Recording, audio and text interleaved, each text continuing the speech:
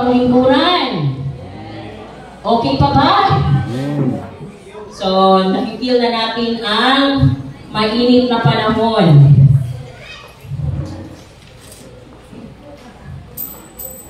Okay. 2 Corinthians 9:7-8.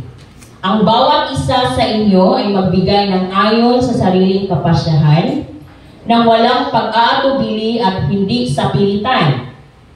Dahil mahal ng Diyos ang mga nagbibigay ng may kagalakan, at mag-aawa ng Diyos na ibigay sa inyo ang higit pa sa inyong mga pangangailangan, para sa lahat ng panahon ay maging sapat kayo sa lahat ng bagay at lagi ninyong matulungan ang iba. Di ko alam ko yung Tagalog, no? Kay, para something new.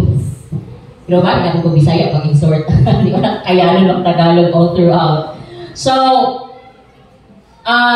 nasabta naman siguro nato, no, nga ang pinaka-foundation yun sa paghatag nato sa ato ang mga tithes and offering is always ang atong kasing-kasing yun.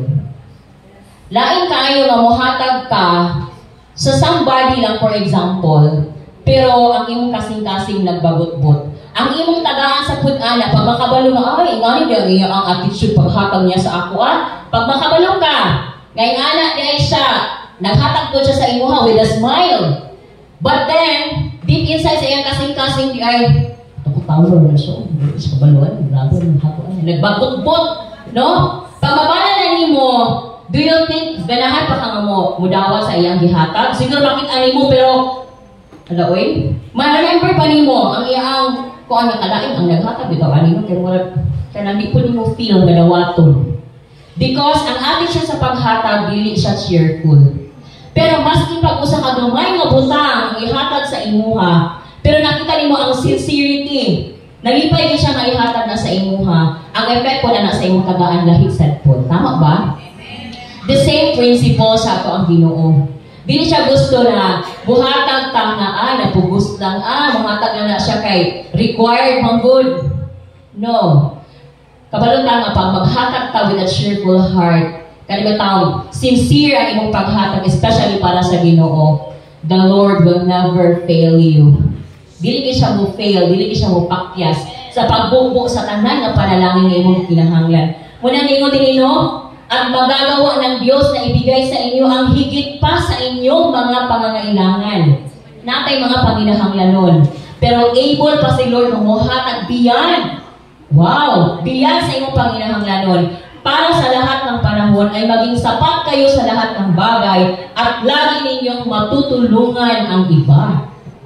No? Kaya bitang mag-pray ka nga, Lord, i-overflow in ang blessing sa ako para able jud ko maka-share po sa others.